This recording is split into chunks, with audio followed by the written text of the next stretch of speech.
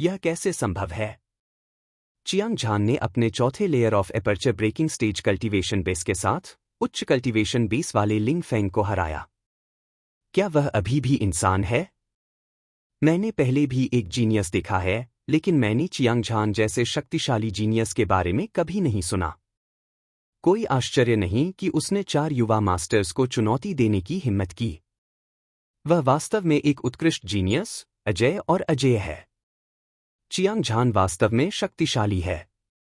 मुझे डर है कि युवा गुरु लोंगहू के अलावा आंतरिक मंडली के शिष्यों में से कोई भी उसका मुकाबला नहीं कर सकता। ड्रैगन और टाइगर के युवा गुरु युन फेयांग। मुझे नहीं लगता कि वह चियांग झान का मुकाबला कर सकता है। किसी को यह पता होना चाहिए। चियांग झान को योद्धा बने हुए सिर्फ 1 साल ही हुआ था। ऐसी असामान्य साधना गति पूरे स्वर्गीय मुट्ठी संप्रदाय और यहां तक कि समृद्ध बल साम्राज्य में, मुझे डर है कि बहुत से लोग उसका मुकाबला नहीं कर सकते। मैं कल्पना कर सकता हूं कि 1 और साल में चियांग झान कितना शक्तिशाली बन जाएगा। जीवन और मृत्यु के क्षेत्र में हर कोई बेहद उत्साहित था। जब उन्होंने देखा कि चियांग झान ने 2 मुक्कों से लिंग फेंग को हरा दिया, तो वे सभी बहुत हैरान हो गए। ज्वार की लहरों की तरह चर्चाएं उठती और गिरती रहीं, जो अंतहीन रूप से गूंजती रहीं। लिंग पियाओक्स्यू ने अपना सिर हिलाया। हालांकि उसने पहले ही देख लिया था कि चियांग झान लिंग फेंग से ज्यादा शक्तिशाली है, फिर भी वह चुपके से हैरान थी जब उसने चियांग झान को लिंग फेंग को हराते देखा। लिंग फेंग को अपनी आंखों से देखा। लुओ जी को यह और भी अविश्वसनीय लगा। चियांग झान की ताकत उसकी उम्मीदों से कहीं ज्यादा थी। हालांकि जब उसने चियांग झान को दुनिया को एक अद्वितीय व्यवहार के साथ देखते हुए देखा, तो ऐसा लगा जैसे उसे उत्तेजक इंजेक्शन दिए गए हों, जिससे उसका खून खौल उठा। चौक के सामने वाले महल में कई सच्चे शिष्यों के चेहरे पर बदसूरत भाव थे। शुरू में वे लिंग फेंग के बारे में बहुत सोचते थे, लेकिन अंत में लिंग फेंग उसका मुकाबला नहीं कर सका। इस वजह से उन्होंने खुद को थप्पड़ मारा, जिससे उन्हें बेहद अजीब लगा। लिंग तियान का चेहरा भावहीन था और उसकी आंखों में हत्या के इरादे भरे हुए थे। यह तथ्य कि उसका भाई हार गया था, उसके चेहरे पर थप्पड़ मारने से अलग नहीं था। अगर यह उसकी पहचान के कारण नहीं होता, तो वह जीवन और मृत्यु के अखाड़े में भाग जाता और बहुत पहले ही चियांग झान को टुकड़ों में काट देता। जब हर कोई सोच रहा था, तो वे इस लड़ाई का और भी ज्यादा इंतजार कर रहे थे। हालांकि लिंग फेंग हार गया था, लेकिन उसकी चोटें गंभीर नहीं थीं। उसके चरित्र को देखते हुए आगे जो होने वाला था वह एक वास्तविक जीवन और मृत्यु की लड़ाई होगी। उनमें से कोई निश्चित रूप से जीवन और मृत्यु के मैदान को लाल रंग में रंग देगा। इस समय लिंग फेंग ने अपने मुंह के कोने से खून पोंछा। उसकी आंखें खून के प्यासे अकेले भेड़िए की तरह क्रूर थीं। उसकी हत्या की मंशा कम नहीं हुई, बल्कि बढ़ गई। उसने गुस्से का कोई संकेत नहीं दिखाया। इसके विपरीत वह आश्चर्यजनक रूप से शांत था। हालांकि वह अभी अभी पराजित हुआ था, उसने सबके सामने खुद को शर्मिंदा कर लिया था। हालांकि ऐसा इसलिए नहीं था क्योंकि उसकी ताकत चियांग झान की तुलना में कमजोर थी, यह ध्वनि तरंगों के हस्तक्षेप के कारण था। उसका दिमाग अस्तव्यस्त था, जिससे तलवार क्यूई की शक्ति बहुत कमजोर हो गई थी। अब वह तैयार था। वह कभी भी चियांग झान को घमंडी बने रहने की अनुमति नहीं देगा। अपने दिल में सोचते हुए उसने अपने शरीर में जोरदार और उमड़ती आध्यात्मिक ऊर्जा को प्रसारित किया और इसे लंबी तलवार पर संघनित किया। एक चमकदार रोशनी एक दिव्य इंद्रधनुष की तरह फूट पड़ी, जो सूरज को भेदती हुई, आसमान को भेदती हुई बाहर निकल गई। 600 रोशनी। लिंग फेंग के मुंह से एक जानलेवा आवाज निकलने के साथ ही कहीं से एक अतुलनीय विशाल तलवार ऊर्जा प्रकट हुई। यह एक राक्षसी सुनामी की तरह थी, एक अराजक धारा जिसने पूरे आकाश को ढक लिया था। बस एक सांस के समय में यह 6 महान सूर्यों के प्रेत में संघनित हो गई थी और आसपास का वातावरण उग्र लपटों से जल रहा था। यहां तक कि आग के कावों की अनगिनत छायाएं भी थीं जो हवा में नाच रही थीं। झुलसाने वाली ऊर्जा एक फटते हुए ज्वालामुखी की तरह थी, जो दुनिया में तबाही मचा रही थी। आसपास की हवा भयंकर तेल में बदल गई थी।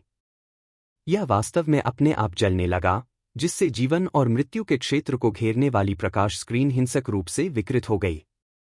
ऐसा लग रहा था जैसे यह पिघलकर गायब हो जाएगी। चिलचिलाती धूप की 6 परछाइयां एक ही समय में भयंकर गति और चौंकाने वाली शक्ति के साथ उतरीं। भयानक गर्मी के कारण मंच के नीचे हर कोई हांफने लगा और पसीने से लथपथ हो गया। उनमें से कुछ पल्स ओपनिंग स्टेज के योद्धा थे।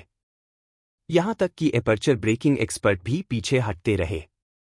ऐसा लग रहा था जैसे उन्हें जलकर राख हो जाने का डर था। अगर कोई दर्शक ऐसा था, तो कल्पना की जा सकती है कि हमले का खामियाजा भुगतने वाले चियांग झान को कितने खतरे का सामना करना पड़ा होगा। चियांग झान की अभिव्यक्ति पहले कभी इतनी गंभीर नहीं थी। लिंग फेंग का यह प्रहार अतुलनीय रूप से भयंकर था। यह धातु को पिघला सकता था और किसी भी चीज को जला सकता था।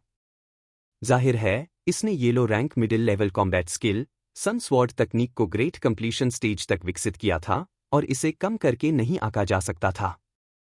तानाशाह ड्रैगन मुट्ठी महान समापन चरण। एक मुक्का मारकर उसने बिना कुछ रोके अपना सबसे शक्तिशाली हमला किया।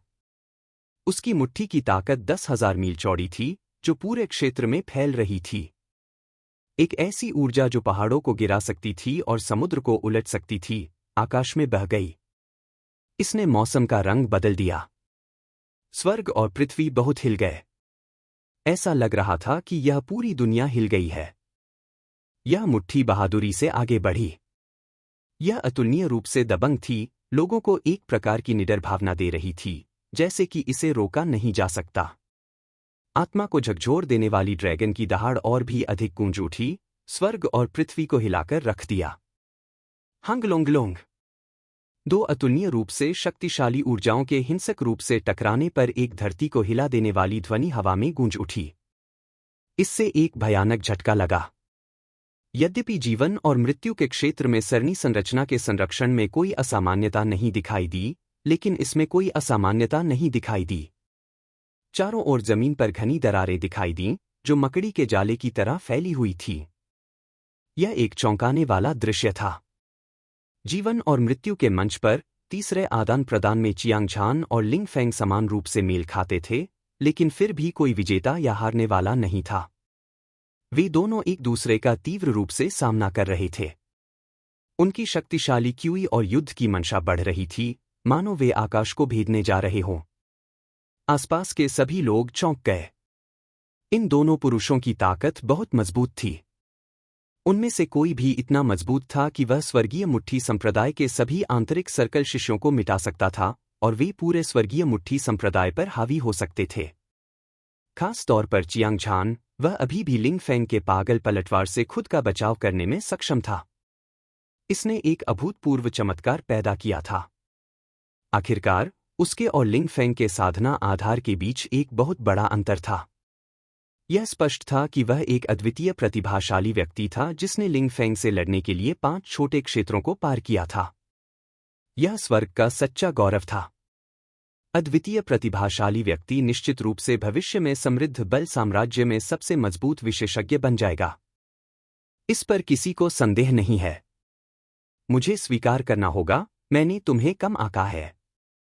हालांकि, मैं अपनी सबसे शक्तिशाली शक्ति को उजागर करने में सक्षम होऊंगा। मैं तुम्हें 1000 टुकड़ों में काट दूंगा और तुम्हारी हड्डियों को पीसकर राख कर दूंगा। लिंग फेंग चौंक गया। हालांकि उसने चियांग झान को अपना सबसे बड़ा दुश्मन माना था, लेकिन 600 रोशनी उसका सबसे शक्तिशाली तुरुप का पत्ता नहीं था, और वह चियांग झान को हराने में कामयाब नहीं हुआ। इसने उसके आत्मविश्वास को बिल्कुल भी प्रभावित नहीं किया। 9 सूर्य स्वर्ग को जला रहे हैं। उसने एक जोरदार दहाड़ लगाई जिसने आकाश और पृथ्वी को हिला दिया, वहां मौजूद सभी लोगों के दिलों को हिला दिया। उसने अपनी तलवार से वार किया, और शक्तिशाली तलवार क्यूई चिलचिलाती धूप की 9 छायाओं में संघनित हो गई। उन्होंने एक गठन बनाया जो शून्य को तोड़कर चियांग झान के सामने उतरा। जैसे ही चिलचिलाती धूप की ये 9 छायाएं दिखाई दीं, भड़की हुई लपटों ने पूरे आकाश को गहरे लाल रंग में जला दिया। जीवन और मृत्यु के पूरे क्षेत्र में चिलचिलाती ऊर्जा भर गई। हवा, बादल और हवा सब वाष्पीकृत हो गए। आसपास की जमीन पूरी तरह पिघल गई और पानी की तरह लहराने लगी। गर्म, गर्म। स्वर्ग और पृथ्वी का यह टुकड़ा आग और नरक के समुद्र में बदल गया था। जो कोई भी इसमें था वह राख में बदल जाएगा। पूरा दृश्य अराजकता और अराजकता में था। हर किसी के कपड़े जल रहे थे और उनके मांस और खून से हरा धुआं निकलने लगा। हर कोई इतना डर गया था कि वे पीछे हट गए जैसे कि वे पागल हो गए हों। लिंग पियाओक्स्यू चुपचाप वहां खड़ी थी, एक हिमखंड की तरह जो कभी नहीं पिघलेगा। चाहे आग की लपटें कितनी भी जलें, उसने एक कदम भी पीछे नहीं हटाया और अपनी शक्तिशाली ताकत का खुलासा किया। हालांकि उसकी अभिव्यक्ति अतुलनीय रूप से गंभीर हो गई। उसकी दो चमकदार आंखें जीवन और मृत्यु के क्षेत्र को स्थिर रूप से घूर रही थी, एक उत्साहित अभिव्यक्ति को प्रकट करते हुए।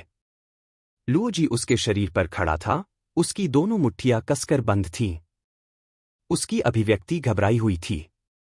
स्पष्ट रूप से वह चियांग झान के लिए चिंतित था। वास्तव में यह सिर्फ उसके साथ ही नहीं हुआ। जब सभी लोग सुरक्षित क्षेत्र में वापस चले गए तो उनकी आंखें आश्चर्य से भर गईं। उनमें से कुछ ने उत्साह में चिल्लाना भी शुरू कर दिया। हे भगवान! लिंग फेंग ने वास्तव में yellow rank middle level combat skill, sun sword skill को पूर्णता चरण तक विकसित कर लिया है। यह कौशल 9 सूर्यों का जलता हुआ स्वर्ग, सभी जीवित चीजों को राख में बदल सकता है।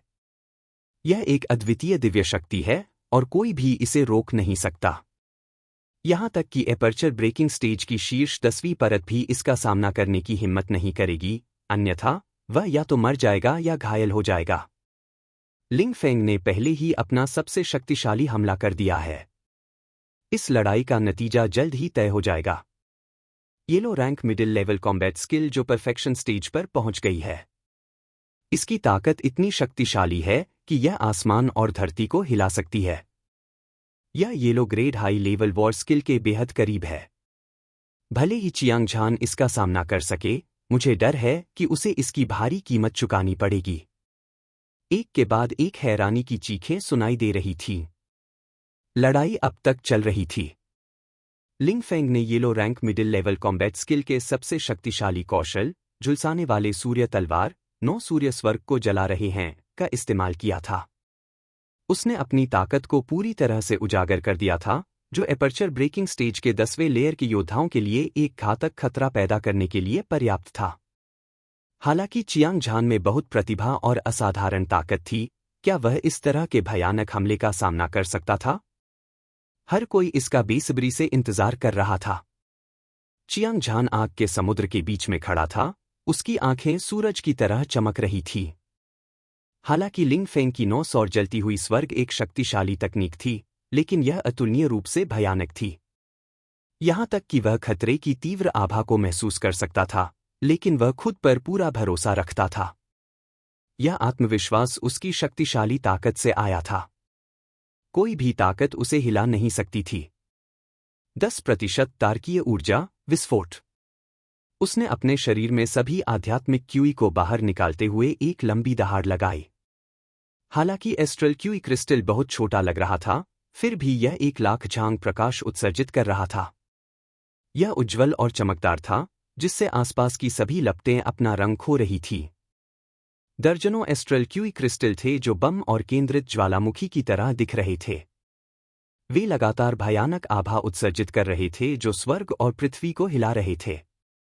एस्ट्रल क्यूई क्रिस्टल के सामने लिंग फेंग की तलवार क्यूई द्वारा बनाए गए 9 सूर्य मोमबत्तियों की तरह थे, मंद और मंद। दर्जनों एस्ट्रल क्यूई क्रिस्टल तपते सूरज के 9 प्रेत की ओर आध्यात्मिक ऊर्जा की नदी के साथ दौड़े जो पहाड़ों को गिरा सकती थी और समुद्र को उलट सकती थी। उनके टकराने से पहले लिंग फेंग का चेहरा पहले से ही मौत की तरह पीला पड़ चुका था और उसकी आंखें निराशा से भरी हुई थीं। यह बुरा है, चियांग झान ने एस्ट्रल क्यूई क्रिस्टल को कैसे संघनित किया? चौक के सामने महल के भीतर लिंग तियान ने घबराकर चिल्लाया। एक जंगली घोड़े की तरह जो अपनी लगाम से छूट गया हो, वह बिजली की गति से जीवन और मृत्यु के मैदान की ओर भागा। अन्य सच्चे शिष्य चौंक गए। वे अवाक रह गए। उनके मुंह खुले और बंद हो गए जैसे मरी हुई मछली को किनारे पर फेंक दिया गया हो। धमाका, धमाका, धमाका। इस समय आध्यात्मिक ऊर्जा की विशाल और शक्तिशाली नदी ने दर्जनों एस्ट्रल क्यू क्रिस्टल को लपेट लिया। यह मक्खन को काटने वाले गर्म चाकू की तरह था। इसने चिलचिलाती धूप की 9 प्रेत छवियों को उतनी ही आसानी से कुचल दिया जितनी आसानी से सूखी घास को कुचला जाता है। फिर यह लिंग फेंग के शरीर पर हिंसक रूप से टूट पड़ा। एक पल में ऐसा लगा जैसे दुनिया ढह गई हो और स्वर्ग और पृथ्वी बिखर गए हों। हिंसक विस्फोट नए साल की पूर्व संध्या पर पटाखों की तरह लग रहा था। एक अंतहीन ध्वनि सुनाई दी और जीवन और मृत्यु के क्षेत्र के चारों ओर की प्रकाश स्क्रीन तुरंत नष्ट हो गई। यह पूरी तरह से नष्ट हो गया था, जिससे स्वर्ग पृथ्वी युआन क्यूई ऐसा प्रतीत हो रहा था जैसे कि यह नष्ट हो गया हो। अराजक दृश्य ने लिंग फेंग को आकाश में उड़ा दिया और रक्त और मांस हर जगह उड़ गया। उसकी हड्डियां फट गईं और उसका पूरा शरीर टुकड़ों में फट गया। वह उचित दफन भूमि के बिना मर गया। यह एस्ट्रल क्यूई क्रिस्टल की शक्ति थी। एक बार जब यह फट गया तो इसकी विनाशकारी शक्ति अवर्णनीय होगी। यह एक विनाशकारी आपदा होगी। लिंग फेंग के मांस और रक्त के शरीर का उल्लेख नहीं करना, यहां तक कि एक लोहे का पहाड़ भी पाउडर में बदल जाएगा। खून की एक तेज बदबू हवा में भर गई। सभी ने लिंग फेंग की दुखद मौत देखी। उन्हें लगा जैसे उनका दिल फटने वाला है। उनमें से कुछ के शरीर पर रोंगटे खड़े हो गए थे। उनकी आत्माएं कांप रही थीं। कुछ डरपोक लोग भी थे। कुछ लोग पागलों की तरह उल्टी कर रहे थे, कुछ ने पैंट पहन रखी थी और उनकी कमर पूरी गीली थी। वे दिन के उजाले में भूतों को देखने से भी ज्यादा डरे हुए थे। यह कैसे संभव है? चियांग झान केवल एपर्चर ब्रेकिंग स्टेज के चौथे स्तर का योद्धा है। वह एस्ट्रल क्यूई क्रिस्टल को कैसे संघनित कर सकता है? क्या यह हो सकता है कि चियांग झान ने उच्च स्तरीय हृदय तकनीक या उच्च स्तरीय गुप्त तकनीक विकसित की है? यह कहना मुश्किल है। प्रतिभाओं को स्वर्ग का आशीर्वाद प्राप्त होता है और उन्हें सभी प्रकार के सौभाग्यपूर्ण मुठभेड़ मिलते हैं। अन्यथा वे मजबूत मार्शल कलाकार कैसे बन सकते हैं? ऐसा कहा जाता है कि एस्ट्रल क्यूई क्रिस्टल पहाड़ों को नष्ट कर सकता है और पहाड़ों को नष्ट कर सकता है, और इसकी शक्ति आश्चर्यजनक है। आज इसे देखते हुए यह वास्तव में अपनी प्रतिष्ठा पर खरा उतरता है। लिंग फेंग की मृत्यु अनुचित नहीं थी। थोड़ी देर की खामोशी के बाद पूरा दृश्य कोलाहल में था। चियांग झान के एस्ट्रल क्यूई क्रिस्टल की अजय शक्ति से हर कोई गहराई से हैरान था। एपर्चर ब्रेकिंग स्टेज के चौथे लेयर के योद्धा ने वास्तव में एक एस्ट्रल क्यूई क्रिस्टल को संघनित किया था। स्वर्गीय मुट्ठी संप्रदाय में वास्तव में समृद्ध बल साम्राज्य के इतिहास में ऐसा पहली बार हुआ था। हालांकि उन्होंने एस्ट्रल क्यूई क्रिस्टल को शायद ही कभी देखा हो, स्वर्गीय मुट्ठी संप्रदाय के शिष्यों के रूप में उनका ज्ञान और अनुभव सामान्य मार्शल कलाकारों से कहीं अधिक था, इसलिए उन्हें एस्ट्रल क्यूई क्रिस्टल की कुछ समझ थी। यह एक अजय गैंग क्यूई था जिसे केवल एस्ट्रल कंडेंसेशन स्टेज विशेषज्ञ से ही संघनित किया जा सकता था, और इसमें अद्वितीय दिव्य शक्ति थी। यह उल्लेख करने की आवश्यकता नहीं है कि लिंग फेंग केवल एपर्चर ब्रेकिंग स्टेज के 9वें लेयर का योद्धा था, यहां तक कि 10वीं लेयर का योद्धा भी इसका सामना नहीं कर पाएगा। साथ ही सभी को चियांग झान की ताकत के बारे में स्पष्ट समझ थी।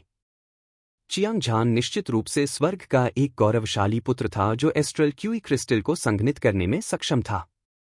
अद्वितीय प्रतिभा संभवतः एकमात्र ऐसी चीज थी जो पूरे स्वर्गीय मुट्ठी संप्रदाय में उन उच्च और शक्तिशाली सच्चे शिष्यों के अलावा मौजूद थी।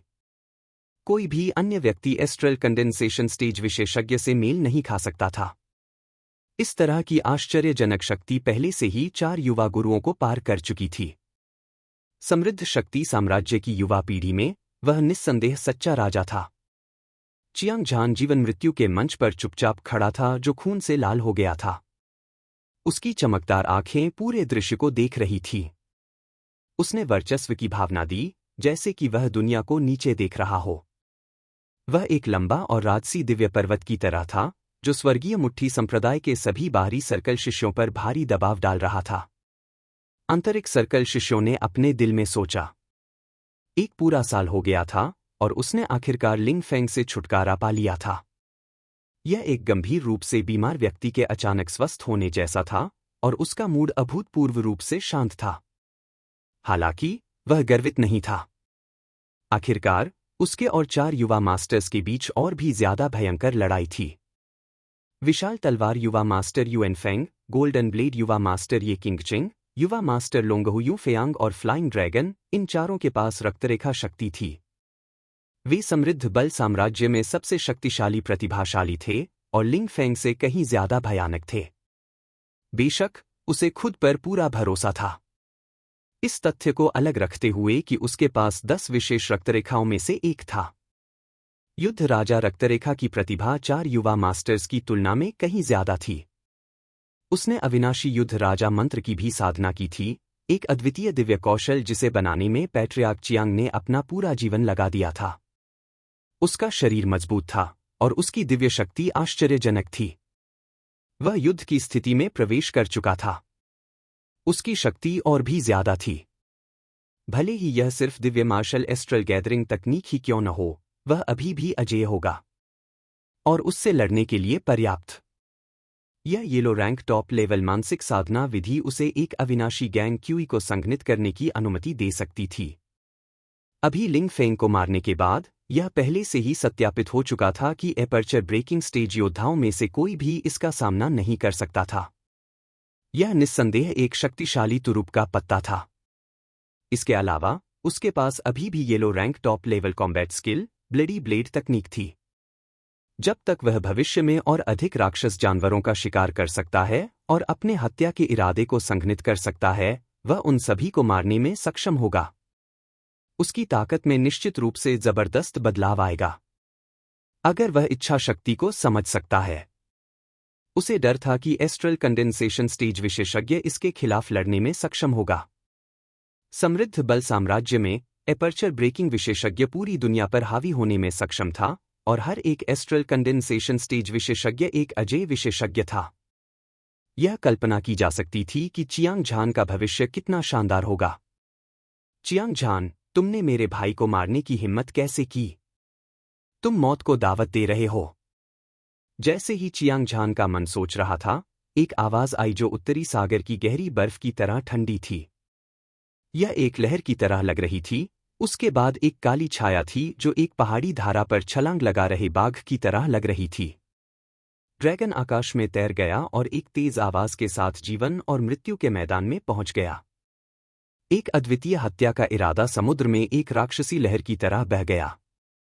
यह उसके शरीर पर शक्तिशाली तरीके से टूट पड़ा। वाह! चियांग झान का शरीर कांप उठा और वह प्रभाव से पीछे हट गया। उसकी क्यूई और रक्त कांप उठे और उसने अपना मुंह खोला और एक कौर खून थूक दिया। उसने भौहें सिकोड़ी। 2 चमकदार और धधकती आंखें नवागंतुक पर टिकी थीं।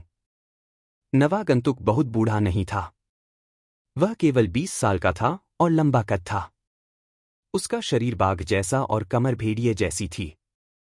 उसने काले कपड़े पहने थे और उसके पूरे शरीर से एक भयानक आभा निकल रही थी।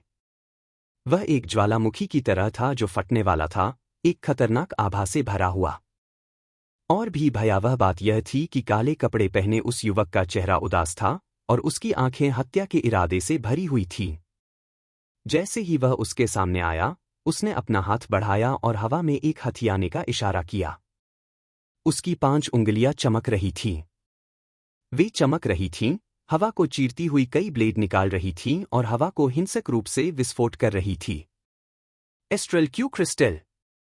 काले कपड़े पहने युवक की उंगली से निकली ब्लेड अतुलनीय रूप से तेज और अविनाशी थी। यह वास्तव में प्रसिद्ध एस्ट्रल क्यू क्रिस्टल था। जाहिर है, वह एक एस्ट्रल कंडेंसेशन स्टेज विशेषज्ञ, एक सच्चा शिष्य था। ऐसे शक्तिशाली विशेषज्ञ का सामना करते हुए चियांग झान की अभिव्यक्ति अभूतपूर्व रूप से गंभीर हो गई। उसकी आंखें चिंता से भरी हुई थीं। वह अपने दिल की गहराई से एक तीव्र और खतरनाक क्यों को बाहर निकलता हुआ महसूस कर सकता था। उसने लापरवाही करने की हिम्मत नहीं की और युद्ध की स्थिति में प्रवेश किया। तुरंत उसके शरीर से एक शक्तिशाली ऊर्जा फूट पड़ी। ऐसा लग रहा था मानो उग्र लहरें किनारे से टकरा रही हों, जिससे समुद्र में उछाल आ रहा हो। खून की बारिश और गंदी हवा। अगले ही पल उसने अपने बड़े हाथ से पकड़ने की हरकत की। आध्यात्मिक ऊर्जा का मध्यम श्रेणी का रक्त पंख ब्लेड अभी अभी रक्तलाल चमक के साथ प्रकट हुआ था जब यह काले कपड़े पहने युवक की ओर टूट पड़ा। क्रैक! धातु के टकराने जैसी आवाज आई। चियांग झान ने ब्लेड के किनारे से एक अतुलनीय शक्तिशाली बल को प्रसारित होते हुए महसूस किया। यह सड़ी हुई लकड़ी की तरह उसके शरीर की सुरक्षा को तोड़ता हुआ उसके शरीर में तबाही मचा रहा था। उसके आंतरिक अंग चकनाचूर हो गए थे और खून बेकाबू होकर बह रहा था।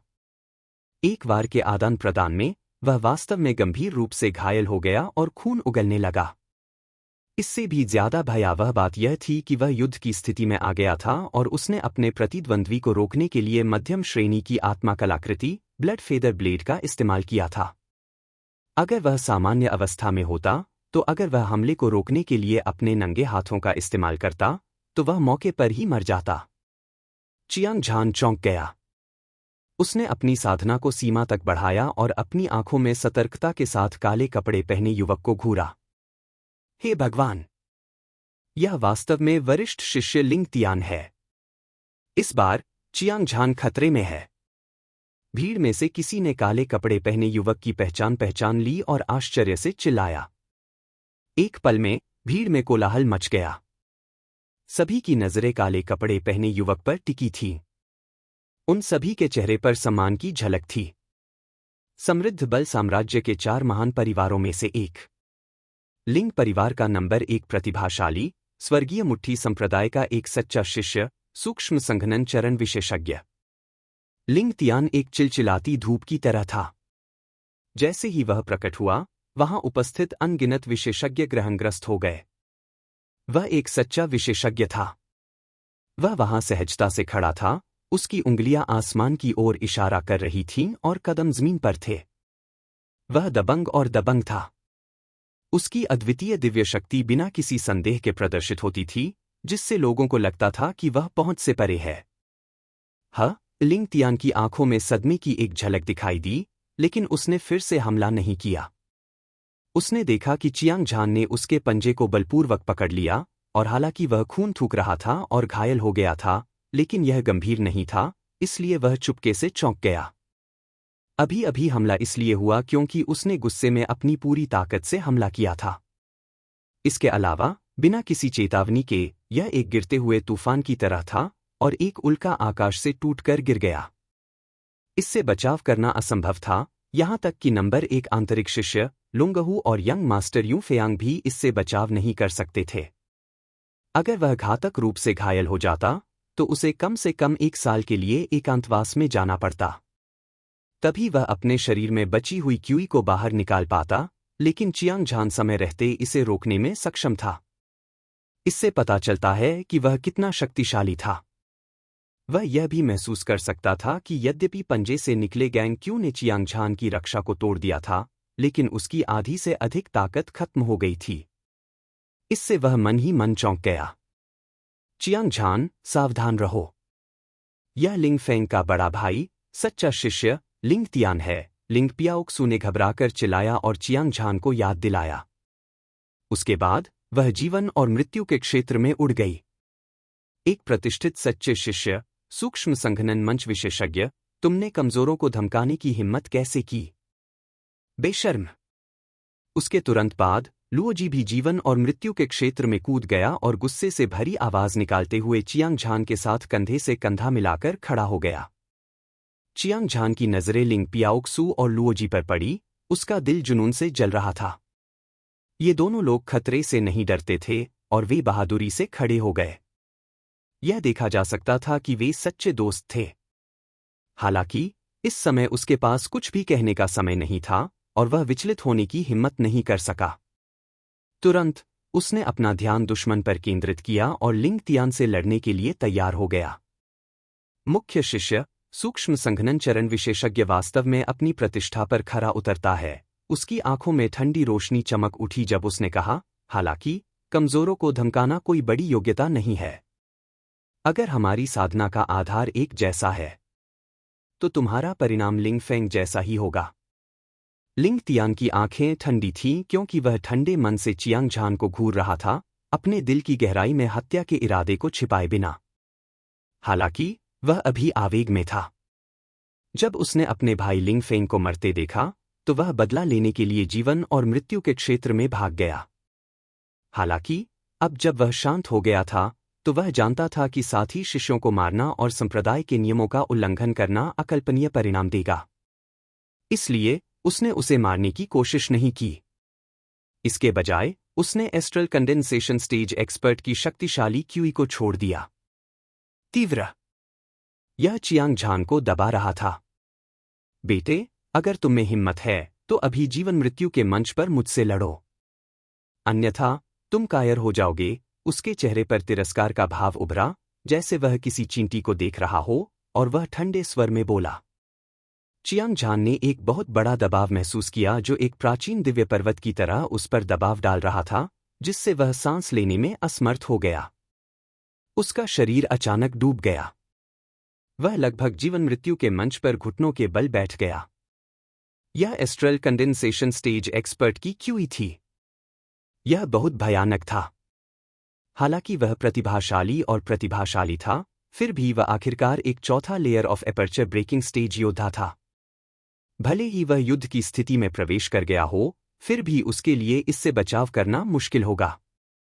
हालांकि उसने सैकड़ों लड़ाइयों का अनुभव किया था और उसका दिल दृढ़ था।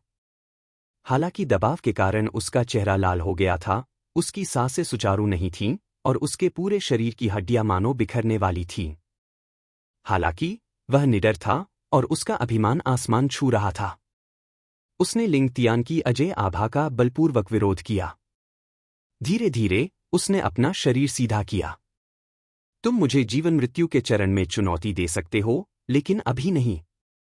जब मैं सूक्ष्म संघनन चरण को तोड़ दूंगा तो मैं निश्चित रूप से तुम्हारी इच्छा पूरी करूंगा। चियांग झान बेहद चतुर था और स्वाभाविक रूप से समझ गया था कि लिंग तियान संप्रदाय के नियमों से सावधान था, इसलिए उसने कोई कदम उठाने की हिम्मत नहीं की।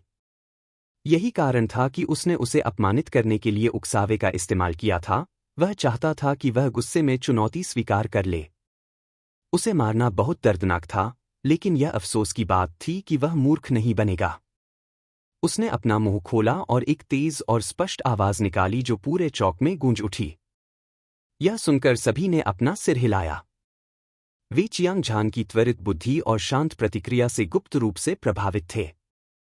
हालांकि उसकी प्रतिभा उत्कृष्ट थी और उसकी ताकत जबरदस्त थी, लेकिन यह उसके लिए सभी एपर्चर ब्रेकिंग एक्सपर्ट को हराने के लिए पर्याप्त था।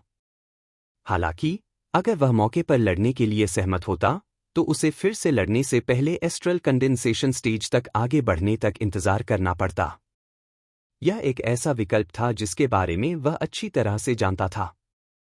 एक प्रतिभाशाली व्यक्ति के रूप में सभी को गर्व था, लेकिन गर्व अहंकार के बराबर नहीं था। ऐसा नहीं था कि उन्हें पता नहीं था कि क्या हो रहा है और उन्हें नहीं पता था कि उनके लिए क्या अच्छा है। अन्यथा वे जल्द या बाद में मर जाएंगे। स्वर्गीय मुट्ठी संप्रदाय के हजारों वर्षों के इतिहास में ऐसा पहले भी हुआ था। इसके विपरीत चियांग झान एक शांत और परिपक्व व्यक्ति था। वह निश्चित रूप से भविष्य में एक शक्तिशाली योद्धा बनेगा, इसमें कोई संदेह नहीं था। हर कोई दूर से चियांग झान को देख रहा था, जैसे कि वे एक चमकदार सूरज को धीरे धीरे उगते हुए देख रहे हों। लिंग तियान की भौहें कसकर सिकुड़ गईं और उसकी आंखों में हत्या का इरादा अब और सहन करने में असमर्थ था। हालांकि अंत में उसने कोई कदम नहीं उठाया। इसके बजाय उसने जीवन और मृत्यु के मैदान पर बिखरे हुए मांस, खून और हड्डियों को देखा, फिर मुड़ा और अपने चेहरे पर एक ठंडी मुस्कान के साथ चला गया। चियांग झान, लिंग तियान निश्चित रूप से इस मामले को शांत नहीं होने देगा। आपको अब से सावधान रहना चाहिए, लिंग पियाओक्सू ने अपना सिर हिलाया और कहा। दरअसल उसके बिना याद दिलाए भी चियांग झान जानता था कि लिंग तियान निश्चित रूप से बदला लेगा। आज दूसरे पक्ष ने उसके साथ युद्ध समझौता नहीं किया, जो खतरे का संकेत था। हालांकि उसे कोई डर नहीं था, इसके बजाय वह आत्मविश्वास से भरा हुआ था। चलो चलते हैं। चियांग झान ने हल्के से मुस्कुराया और लिंग पियाओक्सू और लुओजी की ओर हाथ हिलाया। वे तीनों जीवन और मृत्यु के क्षेत्र से कूद गए और सभी की आंखों से ओझल हो गए। स्वर्गीय मुट्ठी संप्रदाय, कानून प्रवर्तन हॉल। लिंग तियान की भौहें कसकर सिकुड़ गईं, उसकी आंखें संदेह से भर गईं। जीवन और मृत्यु के क्षेत्र को छोड़ने के बाद उसने चियांग झान पर नजर रखने के लिए गुप्त रूप से कुछ आंतरिक मंडली के शिष्यों को रिश्वत दी, उसके स्वर्गीय मुट्ठी संप्रदाय को छोड़ने की प्रतीक्षा करने की योजना बनाई। वह अपने भाई का बदला लेने के लिए तुरंत लिंग फेंग को मार देगा, लेकिन उसने कभी नहीं सोचा था कि एक कानून प्रवर्तन शिष्य ने वास्तव में उसे ढूंढ लिया और उसे कानून प्रवर्तन हॉल में ले आया। क्या ऐसा हो सकता है कि आज की घटना पहले से ही कानून प्रवर्तन एल्डर के कानों तक फैल गई थी? लिंग तियान के दिल में चिंता की हल्की भावना थी। हालांकि यह चिंता हवा और बादलों द्वारा जल्दी से दूर हो गई और बिना किसी निशान के गायब हो गई। क्योंकि कानून प्रवर्तन एल्डर दिखाई दिया था, न केवल उसने गुस्से का कोई संकेत नहीं दिखाया, बल्कि उसके चेहरे पर एक हल्की मुस्कान भी थी। जाहिर है वह उसे दंडित नहीं करने वाला था। लिंग तियान, मैं चाहता हूं कि आप कानून प्रवर्तन दल में शामिल हों, क्या आप तैयार हैं? कानून प्रवर्तन एल्डर के अपने शब्दों को समाप्त करने से पहले लिंग तियान का दिल उत्साह से भर गया। वह लगभग अपने कानों पर विश्वास नहीं कर सका। कानून प्रवर्तन एल्डर वास्तव में चाहता था कि वह कानून प्रवर्तन दल में शामिल हो। यह एक बड़ी बात थी। स्वर्गीय मुट्ठी संप्रदाय में कानून प्रवर्तन दल के सभी सदस्य कानून प्रवर्तन एल्डर के भरोसेमंद सहयोगी थे। न केवल वे बड़ी मात्रा में साधना संसाधन प्राप्त कर सकते थे, बल्कि उनका दर्जा भी ऊंचा था। मारने की शक्ति के साथ वे जो चाहें कर सकते थे। दूसरे शिष्यों को भड़काने की हिम्मत कौन करेगा? वह उन्हें मारने का बहाना आसानी से ढूंढ सकता था। मैं तैयार हूं। लिंग तियान बहुत उत्साहित था और उसका खून खौल रहा था। वह तुरंत जमीन पर घुटनों के बल बैठ गया और सहमत हो गया। यहां 50,000 आत्मा पत्थर हैं। इसे ले लो और अच्छी तरह से खेती करो। इसे कानून प्रवर्तन दल में शामिल होने का इनाम समझो। एक और मिशन भी है। मुझे चाहिए कि तुम इसे खुद पूरा करो। कानून प्रवर्तन एल्डर ने अपना सिर हिलाया और अपना हाथ हिलाया, एक स्टोरेज रिंग फेंकते हुए कहा, यह कमीना चियांगझान, जब से उसने साधना के मार्ग पर कदम रखा है, उसने अपने साथी शिष्यों का कत्लेआम किया है। उसने प्रबंधक को गंभीर रूप से घायल कर दिया है और उसने एक जघन्य अपराध किया है।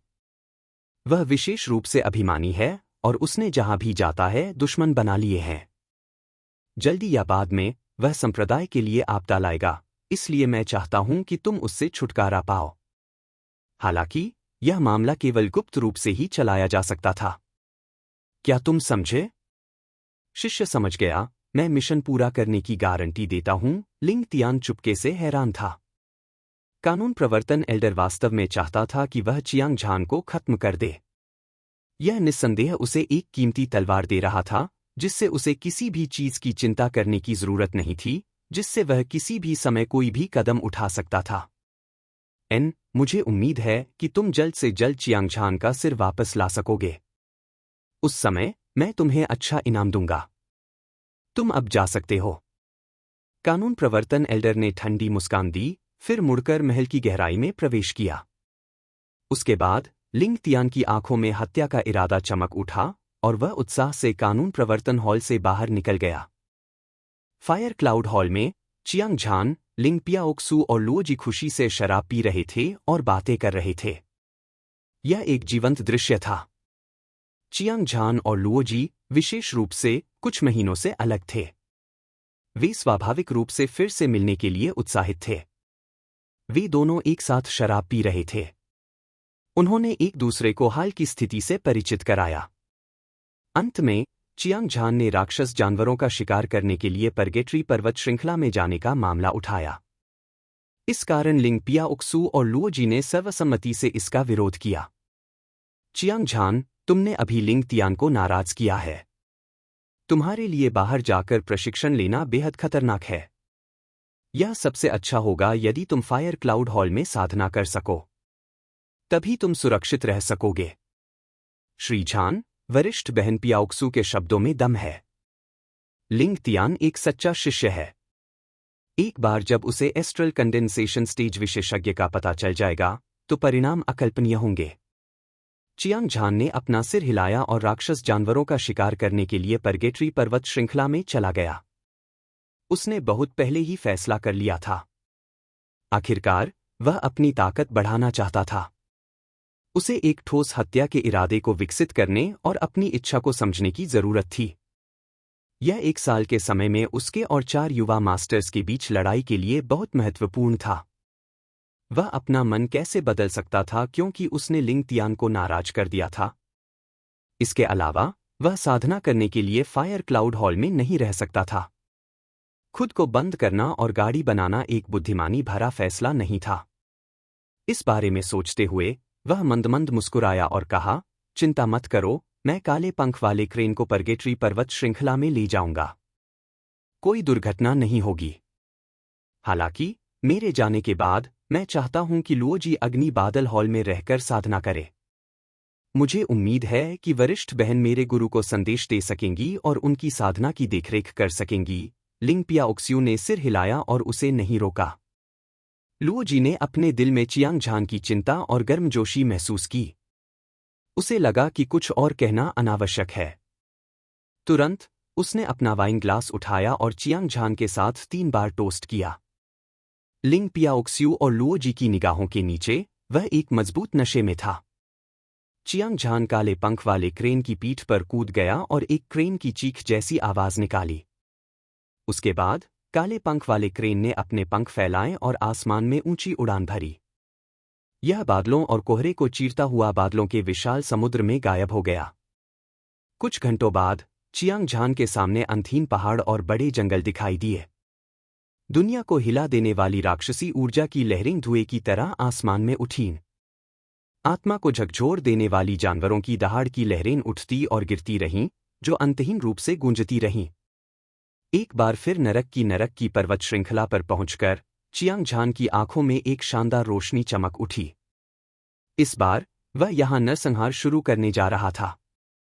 वह राक्षस जानवरों के खून का इस्तेमाल एक ठोस हत्या के इरादे से करने जा रहा था। हालांकि यह बहुत संभावना थी कि उसे घातक खतरे का सामना करना पड़ेगा, लेकिन उसने डर का कोई संकेत नहीं दिखाया। उसकी लड़ाई की भावना आसमान तक पहुंच गई। परगेटरी पर्वत श्रृंखला के बाहरी इलाकों में कई मार्शल अभ्यासी घूम रहे थे, लेकिन गहराई में बहुत कम लोग थे। क्योंकि परगेटरी पर्वत श्रृंखला की गहराई में अनगिनत शक्तिशाली राक्षसी जानवर थे। रैंक 2 के वे राक्षस जानवर 10वीं परत के एपर्चर ब्रेकिंग स्टेज योद्धाओं के लिए घातक खतरा पैदा करने के लिए पर्याप्त थे। यदि वे पर्वत श्रृंखला में और भी गहराई में चले गए तो एस्ट्रल कंडेंसेशन स्टेज विशेषज्ञ भी मर सकते थे। चियांग झान काले पंख वाले क्रेन के पीछे खड़ा था और अपने पैरों के नीचे खतरनाक पहाड़ों और असीम जंगलों को देख रहा था। कुछ बार चक्कर लगाने के बाद वह आखिरकार उस क्षेत्र में उतरा जहां द्वितीय श्रेणी के राक्षस जानवर रहते थे। गुगू। जैसे ही वह उतरा, काले पंख वाले क्रेन ने एक भयभीत आवाज निकाली। चियांग झान ने अपनी आंखें सिकोड़ी और तुरंत एक बड़ा पेड़ देखा जिस पर 1 दर्जन से अधिक लोग गले लगे हुए थे। एक चीता जो बछड़े के आकार का था और जिसके शरीर पर धब्बे थे, उसकी आंखों में एक क्रूर भाव था। उसने अपनी जीभ चाटी, उसके तीखे दांत ठंडी रोशनी से चमक रहे थे। वूश! वह तूफान की तरह आगे बढ़ा। अविश्वसनीय रूप से तेज। एक शीर्ष द्वितीय श्रेणी के राक्षस जानवर, पैचस्पॉटेड तेंदुए की ताकत, एपर्चर ब्रेकिंग स्टेज के शीर्ष 4थे स्तर के योद्धा के बराबर थी। इसके अलावा, इसके अचानक हमले से बचना असंभव था और यह एपर्चर ब्रेकिंग स्टेज के 5वें स्तर के योद्धा के लिए घातक खतरा पैदा करने के लिए पर्याप्त था। हालांकि, चियांग झान की नज़र में यह धब्बेदार तेंदुआ कुछ भी नहीं था। यह केवल उसके हत्या के अनुभव को बढ़ा सकता था और उसकी हत्या करने की मंशा को विकसित कर सकता था। धमाका! उसने मुक्का मारा और उसके मुक्के की ताकत बिल्कुल फ्लाइंग ड्रैगन की तरह थी। पहाड़ों और नदियों को निगलने वाली ऊर्जा, जो पहाड़ों को गिरा सकती थी और समुद्र को उलट सकती थी, हिंसक रूप से चित्तीदार तेंदुए के शरीर पर टूट पड़ी। जैसा कि अपेक्षित था, शीर्ष रैंक 2 राक्षसी जानवर उड़ गया। यह जमीन पर गिर गया, इसके साथ छिद्रों से खून बह रहा था और एक हिंसक मौत मर गया। चियांग झान आगे बढ़ा और चित्तीदार तेंदुए की लाश को पकड़ लिया और उसे स्टोरेज रिंग में फेंक दिया। शीर्ष रैंक 2 राक्षस जानवर की लाश भी एक खजाना थी। अगर इसे बाजार में बेचा जाता तो इसकी कीमत कम से कम कुछ 100 स्पिरिट स्टोन होती। इसलिए वह स्वाभाविक रूप से इसे जाने नहीं देगा। उसके बाद उसने ब्लैक फेदर क्रेन को आगे बढ़ाना जारी रखा और शिकार करने के लिए और भी मजबूत राक्षस जानवरों की तलाश की। यह कहना होगा कि परगेटरी माउंटेन रेंज राक्षस जानवरों की दुनिया थी। यह हर जगह था और इसे ढूंढना बहुत आसान था। चियांग झान अभी कुछ दर्जन मीटर ही चला था कि उसे एक तीव्र और खतरनाक आभा अपनी ओर आती हुई महसूस हुई। जंगल की गहराई में असंख्य रक्तलाल आंखें एक रक्त पिपासु और क्रूर प्रकाश उत्सर्जित कर रही थीं, जैसे वे तेज गति से उसकी ओर बढ़ रही हों। यह भूखे भेड़ियों का एक समूह था। वे हाथियों जितने बड़े थे और उनके सिर पर रक्तलाल सींग थे। वे मूंगे की तरह थे और वे चमकीले चमक रहे थे। उनका फर भी रक्तलाल था। वे एक शक्तिशाली ज्वार की तरह आगे बढ़े और उनमें से कम कुछ दर्जन थे। यह एक सुपर रैंक 2 जानवर था, ब्लड एलिफेंट वुल्फ। इसकी ताकत aperture breaking stage 7th layer योद्धा के बराबर थी। प्रत्येक ब्लड एलिफेंट वुल्फ एक शक्तिशाली राक्षसी आभा उत्सर्जित कर रहा था, जैसे आकाश में एक विशाल लहर। उग्र महासागर ने आसपास की हवा और बादलों को रंग बदलने के लिए मजबूर कर दिया, जिससे हवा उबलने लगी। जमीन और शून्य जोर से कांपने लगे, जिसके परिणामस्वरूप एक चौंकाने वाला दृश्य सामने आया। चियांग झान की आंखें सिकुड़ गईं। रक्त हाथी भेड़ियों का यह समूह अत्यंत शक्तिशाली था। जब वे एक समूह में हमला करते थे, तो 8वां आकाश एपर्चर ब्रेकिंग स्टेज भी उनसे बचाव नहीं कर पाता था।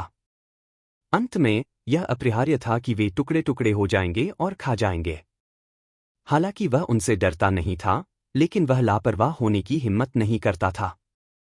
अपनी हथेली के एक झटके से उसने सीधे एक मध्यम श्रेणी की आत्मा की कलाकृति रक्त पंख ब्लेड निकाली। वह एक विशाल पर्वत की तरह चुपचाप खड़ा था, एक चौंकाने वाली आभा उत्सर्जित कर रहा था। अजय लड़ाई का इरादा और भी विशाल और उफनता हुआ था, मानो वह 9वें आसमान को तोड़ना चाहता हो। दहाड़, दहाड़, दहाड़, दहाड़। चियांग झान से 5 मीटर से भी कम दूरी पर दर्जनों रक्त हाथी रुक गए। सबसे बड़े रक्त भेड़ियों में से एक ने अपना सिर और पूंछ हिलाई। उसने अपना सिर आसमान की ओर उठाया और दहाड़ने लगा। रोलिंग साउंड वेव समुद्र में आए तूफान की तरह थी, जिसने चियांग झान के कान के पर्दों को हिलाकर रख दिया, जब तक कि वे लगभग टूट नहीं गए। यह एक भेड़िया राजा था, सभी रक्त हाथी भेड़ियों का नेता। इसके शरीर में मौजूद राक्षसी ऊर्जा सबसे भयानक थी, जिसने आसपास के शून्य को पूरी तरह से घेर लिया था। जैसे ही भेड़िया राजा ने एक गगनभेदी दहाड़ लगाई, दूसरे रक्त भेड़ियों को एक आदेश सुनाई दिया। तुरंत सेना 2 भागों में विभाजित हो गई और 1 दर्जन रक्त हाथी सभी दिशाओं में बिखर गए। उन्होंने चियांग झान को घेर लिया, जाहिर तौर पर उन्हें डर था कि वह भाग जाएगा।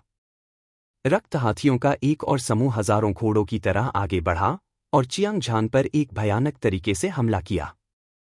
चियांग झान ने एक क्रेन की चीख जैसी आवाज निकाली। जब काले पंख वाले क्रेन ने आदेश सुना, तो वह तुरंत आसमान में उड़ गया। फिर, हाथ में रक्त पंख ब्लेड के साथ, वह बहादुरी से आगे बढ़ा। वह अतुलनीय रूप से दबंग था, जैसे एक बाघ भेड़ियों के झुंड में प्रवेश करता है और रक्त हाथी भेड़िए पर टूट पड़ा। झपट्टा। एक रक्त हाथी भेड़िया सबसे तेज था और वह तुरंत चियांग झान के सामने भाग गया। उसने अपना खूनी मुंह खोला और की गर्दन की ओर काट लिया।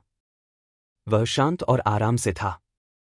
अपनी कृपाण के वार से खूनी हाथी भेड़िए का सिर सीधे मक्खन को चीरते हुए गर्म चाकू की तरह काट दिया गया। खून आसमान में उछला और खून की बारिश की तरह बरस पड़ा। उसके शरीर पर कपड़े गहरे लाल रंग में रंगे हुए थे। काट। चियांग झान ने अभी अभी खूनी हाथी भेड़िए को मारा था, जब उसे अपनी पीठ से चीरने वाला दर्द महसूस हुआ। उसने भौहें सिकोड़ी और मुड़कर नहीं देखा। इसके बजाय, उसने अपना चाकू पीछे की ओर घुमाया। उसने खूनी हाथी भेड़िए के पेट में छुरा घोंपा और उसे छेद दिया। फिर, उसने उसे जोर से फेंका। खूनी हाथी भेड़िए का विशाल शरीर तोप के गोले की तरह उछला, जो 10 मीटर से अधिक दूर तक उड़ गया। यह जमीन पर जा गिरा, जिससे एक बड़ा गड्ढा बन गया। खून की तेज गंध हवा के साथ बह रही थी, जिससे लोगों को उल्टी आने लगी। एक अंतहीन कत्लेआम शुरू हो गया। चियांग झान ने अपने हाथ में खूनी पंख ब्लेड पकड़ रखा था और वह निडर और अजेय था। वह एक अद्वितीय हत्या करने वाले देवता की तरह था, जो अभी अभी लाशों के पहाड़ और खून के समुद्र से बाहर आया था। उसके ब्लेड का हर वार भयंकर और शक्तिशाली था और उसे रोका नहीं जा सकता था। रक्त हाथी भेड़िए, जो एपर्चर ब्रेकिंग स्टेज 7वीं परत के योद्धाओं के बराबर थे, एक के बाद एक उसके ब्लेड के नीचे गिर गए। खून और मांस हर जगह उड़ गया और यह देखने के लिए एक भयानक दृश्य था। एक अगरबत्ती को जलने में जितना समय लगता है, भेड़िया राजा को छोड़कर बाकी सभी रक्त हाथी भेड़िए मारे गए। खून नदी की तरह बह रहा था और लाशें पहाड़ की तरह ढेर हो गई थीं। यह पौराणिक नरक जैसा लग रहा था और यह देखने के लिए एक भयानक दृश्य था। आऊ! भेड़िया राजा दहाड़ता रहा, उसकी आंखें सदमे से चमक रही थीं। उसका शरीर कांप रहा था। जाहिर है, वह चियांग झान की अद्वितीय दिव्य शक्ति से बहुत सदमे में था। हालांकि वह भागा नहीं। इसके बजाय उसने अपने शरीर पर खून से लाल फर को हिलाया। कदम दर कदम वह चियांग झान की ओर चला। ऐसा कहा जाता था कि भेड़िए कठोर और निर्दयी होते हैं। यह कहना अनुचित नहीं था कि वे तब तक हार नहीं मानेंगे जब तक वे अपना लक्ष्य प्राप्त नहीं कर लेते। उसके सामने भेड़िया राजा एक योद्धा की तरह था जो जानता था कि वह मर जाएगा। यह बहादुर और साहसी था। चियांग झान वास्तव में अपने दिल में इस भेड़िया राजा की प्रशंसा करता था। हालांकि वह नरक पर्वत श्रृंखला में राक्षस जानवरों का शिकार करने और उनकी हत्या के इरादे को विकसित करने के लिए आया था। स्वाभाविक रूप से वह कोई दया नहीं दिखाएगा। खून की बारिश और गंदी हवाएं। भेड़िया राजा के सम्मान में चियांग झान ने पीले रैंक के शीर्ष स्तर के लड़ाकू कौशल, खूनी ब्लेड तकनीक का इस्तेमाल किया। उसने अपने ब्लेड से वार किया। ब्लेड की ऊर्जा ने आकाश और पृथ्वी को अलग कर दिया और यह अविनाशी था। ब्लेड की रोशनी जो झरने की तरह दिख रही थी, खूनी रोशनी से चमक रही थी। आकाश में बिजली की चमक की तरह एक दिव्य दंड आकाश से गिरा और भेड़िया राजा को छेद दिया। दहाड़! एक आत्मा को झकझोर देने वाली भेड़िया चीख गूंजी। भेड़िया राजा अभी अभी आकाश में उड़ा था। जब वह चियांग झान से लगभग 5 मीटर दूर था, तो उसे रक्तलाल कृपाण की रोशनी ने 2 टुकड़ों में काट दिया। ताज़ा खून आसमान से भारी बारिश की तरह बरसा, जो चियांग झान के चेहरे पर छिड़का। इसने उसे अवर्णनीय रूप से क्रूर बना दिया। फिर समय बहते पानी की तरह बीत गया। अनजाने में चियांग झान को परगेटरी पर्वत श्रृंखला में प्रवेश किए 3 महीने से अधिक समय बीत चुका था। इस अवधि के दौरान वह हर दिन केवल खाता और आराम करता था। वह लगभग दिन रात राक्षस जानवरों का शिकार करता था। कम से कम 10,000 वर्ग 2 राक्षस जानवर थे जो उसके ब्लेड के नीचे मर गए। 100 मील के भीतर का इलाका पूरी तरह से खून से नहा गया था और अब राक्षस जानवरों का कोई निशान नहीं था। खूनी लड़ाइयों की एक श्रृंखला के बाद उसके शरीर पर हत्या का इरादा स्पष्ट रूप से पहले की तुलना में बहुत मजबूत हो गया था। हालांकि यह कानून लागू करने वाले बुजुर्गों की तरह भौतिक रूप में प्रकट होने के स्तर तक नहीं पहुंचा था, फिर भी यह रेवेनस वुल्फ सेबर नरसंहार से कई गुना अधिक शक्तिशाली था। खास तौर पर खूनी ब्लेड तकनीक, इसकी शक्ति नाटकीय रूप से बढ़ गई थी। एक बार से ही हर जगह खून बह गया। यह एक सुपर सेकंड ग्रेड 9वीं परत के अपर्चर ब्रेकिंग स्टेज राक्षस जानवर से भी लड़ सकता था और इसकी ताकत एक बार फिर बहुत ज्यादा बढ़ गई थी। इस शाम को आसमान में काले बादल छा गए। बिजली चमक रही थी और गरज के साथ बारिश हो रही थी। हिंसक तूफान जंगल में गरज रहे थे और तबाही मचा रहे थे। आसमान से भारी बारिश बरस रही थी। चियांग झान बारिश में ठंडे भाव के साथ चल रहा था। उसकी आंखें ब्लेड की तरह थीं। उसके हाथ में खूनी पंख ब्लेड खून टपका रहा था, जिससे उसके पैरों के नीचे बारिश का पानी गहरा लाल हो रहा था। अचानक वह अपनी जगह पर रुक गया और उसके सुंदर चेहरे पर एक ठंडी मुस्कान दिखाई दी। दहाड़! आसमान हिला देने वाली और धरती हिला देने वाली बाघ की दहाड़ की एक श्रृंखला लगातार सुनी जा सकती थी। बारिश के पर्दे के नीचे एक क्रूर बाघ चला आया। इसका आकार रक्त हाथी भेड़िए से भी बड़ा था और इसकी गर्दन पर शेर का अयाल था। यह एक सुपर रैंक 2 जानवर था, शेर बाघ जानवर। इस शेर बाघ जानवर के माथे पर एक निशान था। यह उसकी आंखों से होते हुए उसकी ठोड़ी तक पहुंच गया था। हालांकि इस पर पपड़ी थी, लेकिन यह बहुत भयानक लग रहा था। यह वही था जिसे कुछ दिन पहले चियांग झान ने बुरी तरह घायल कर दिया था। अब जबकि आदमी और जानवर फिर से मिले थे, इसे दुश्मनों की मुलाकात माना जा सकता था और उनकी आंखें ईर्ष्या से भरी हुई थीं।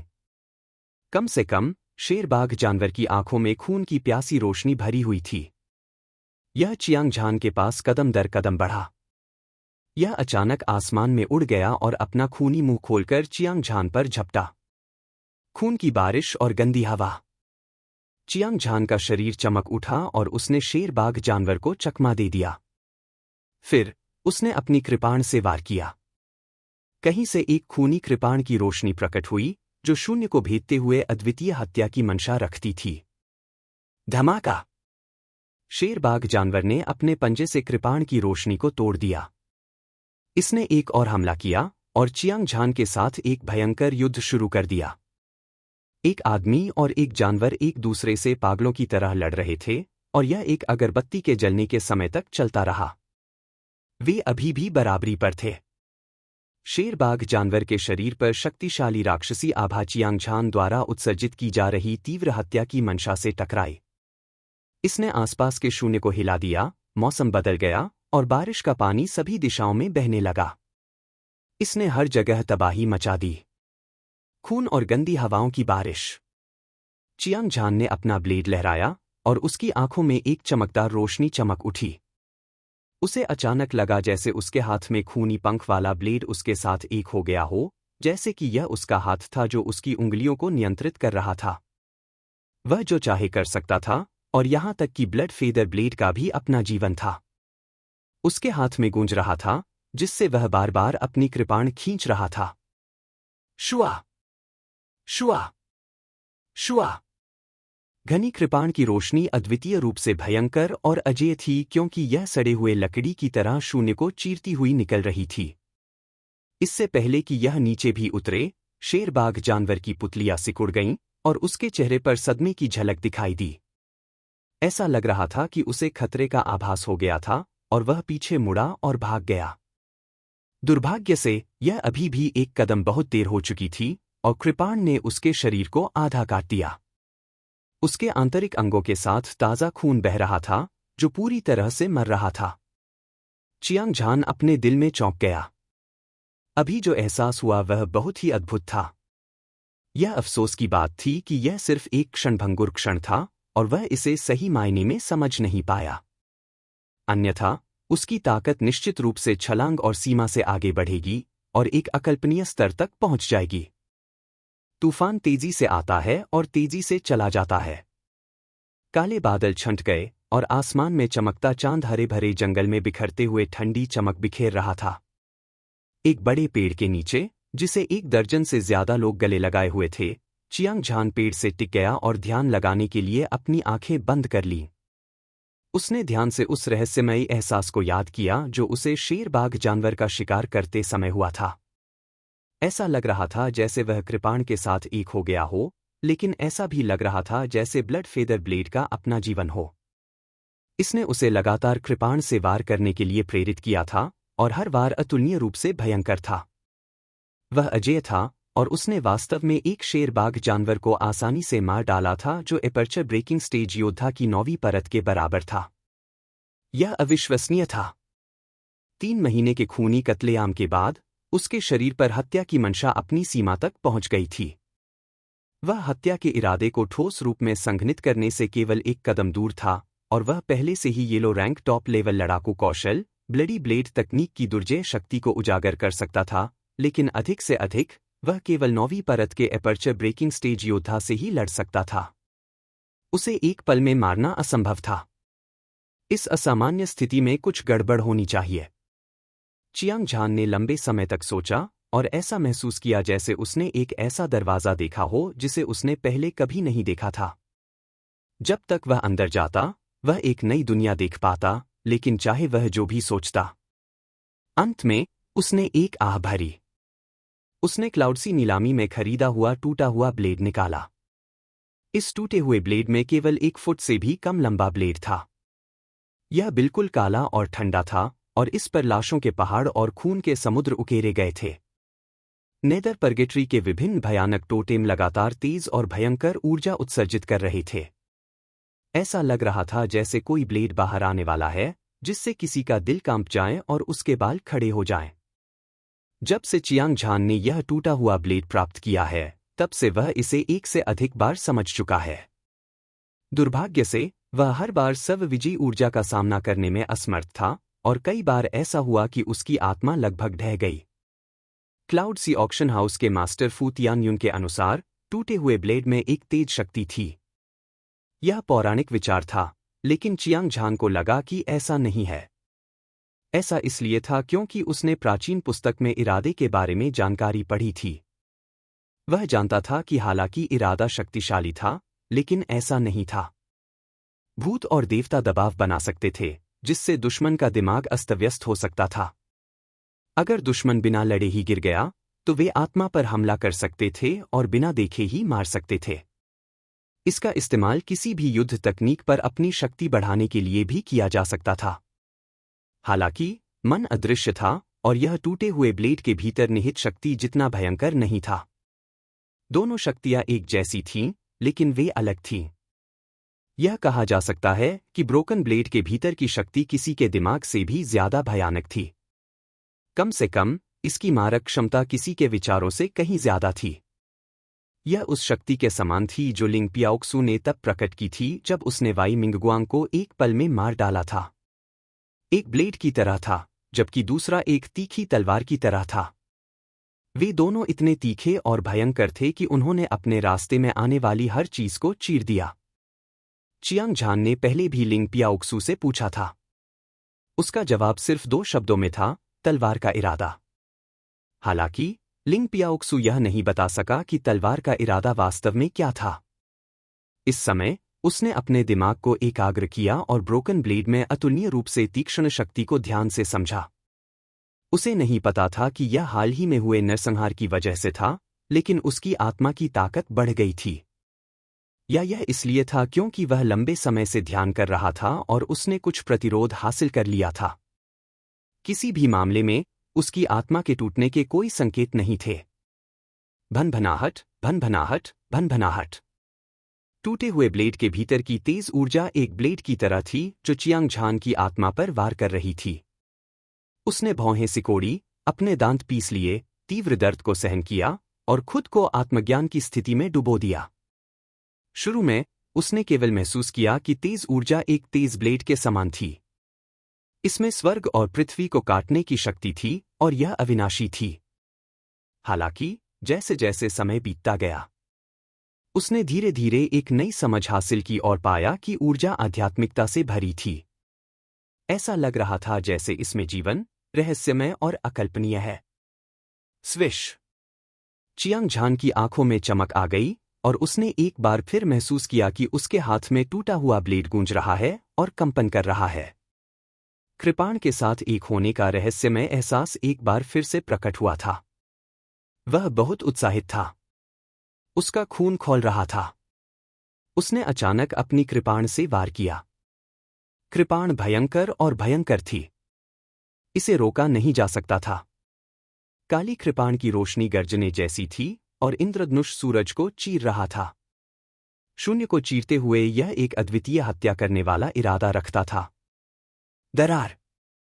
एक बड़ा पेड़ जिसे 1 दर्जन से अधिक लोगों ने गले लगाया था, कमर से आधा कट गया था। फ्रैक्चर एक दर्पण की तरह चिकना था और इसका फर दिखाई नहीं दे रहा था। इसने इस ब्लेड की अतुलनीय शक्तिशाली शक्ति को प्रदर्शित किया।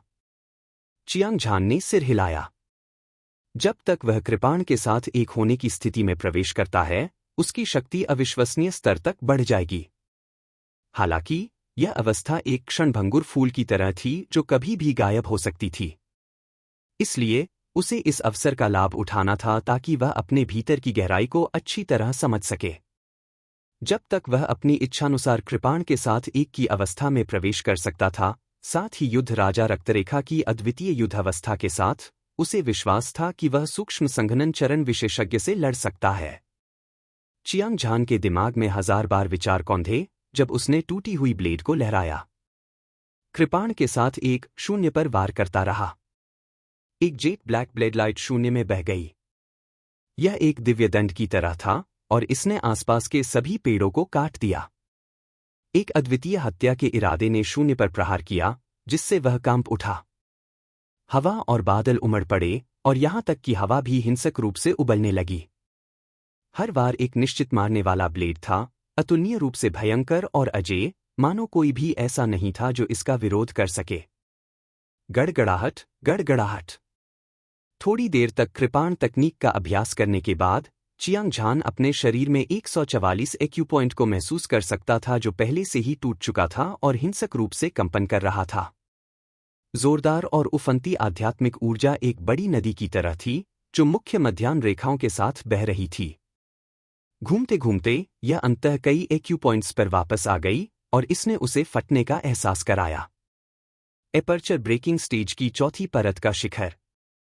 उसका साधना आधार एक बार फिर आगे बढ़ा और वह पांचवीं परत को तोड़ने से केवल एक कदम दूर था।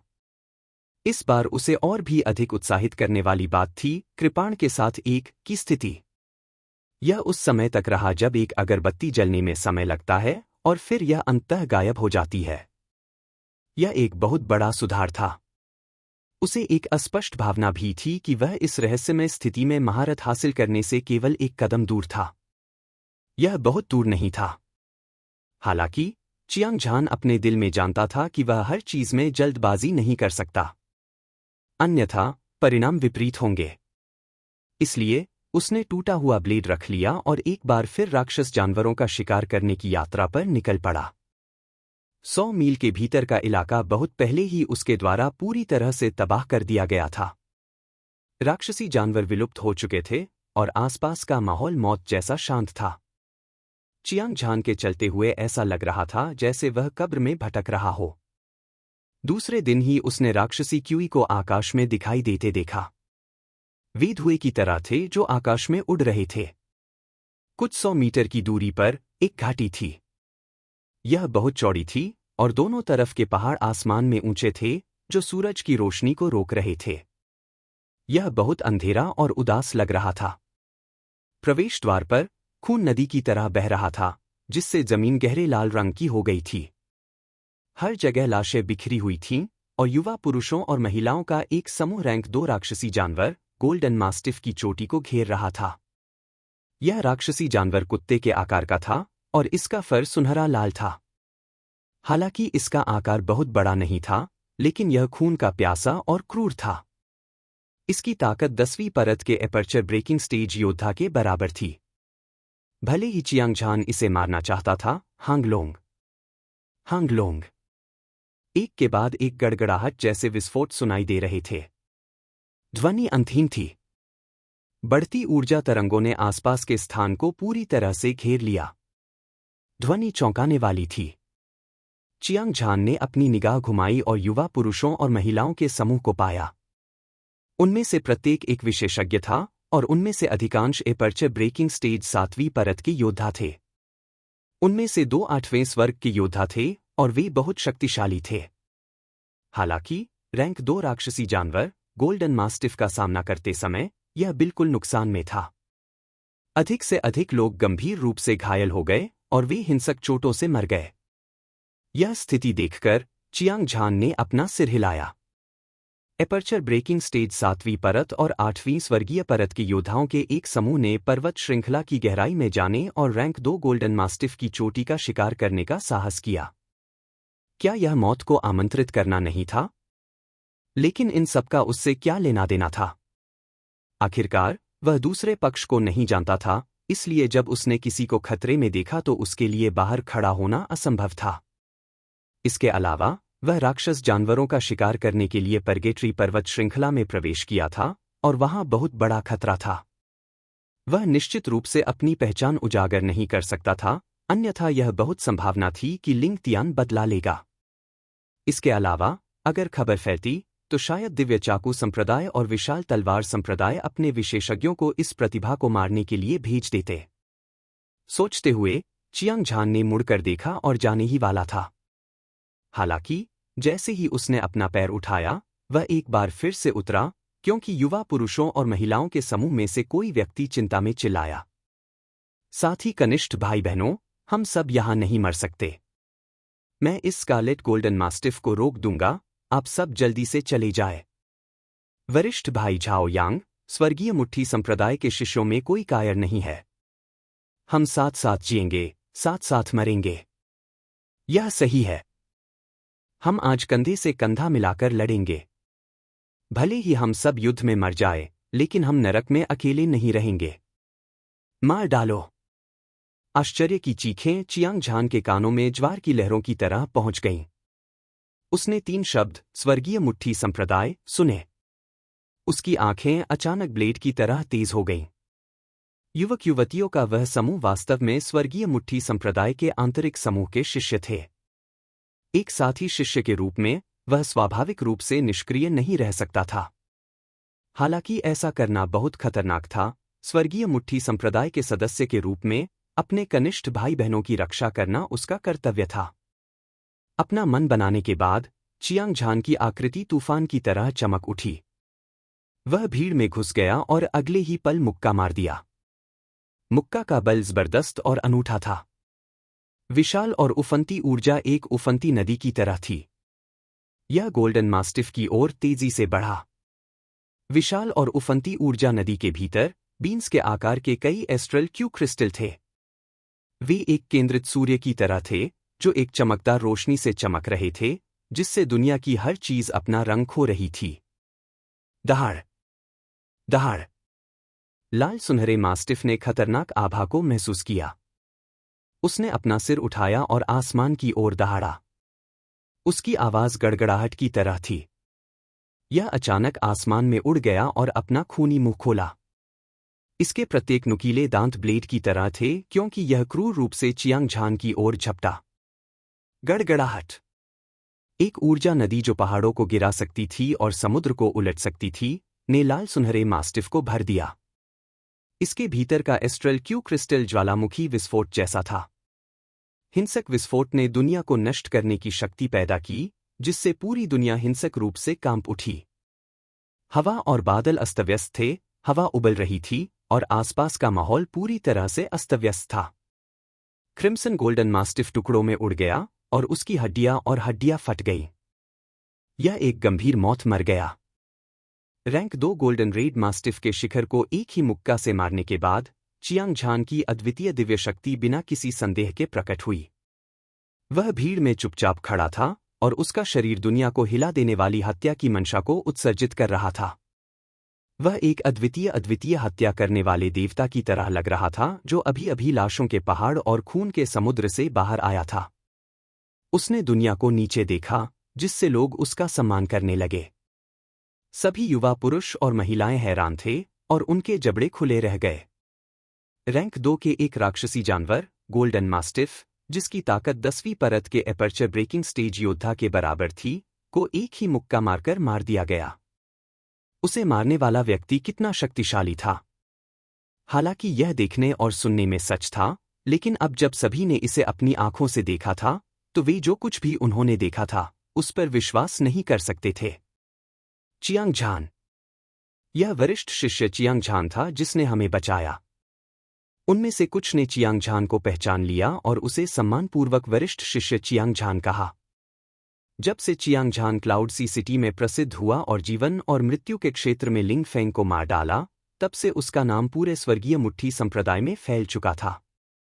हर कोई उसके बारे में जानता था और उनमें से अधिकांश ने जीवन और मृत्यु के क्षेत्र में लड़ाई देखी थी, इसलिए उन्होंने स्वाभाविक रूप से उसे पहचान लिया।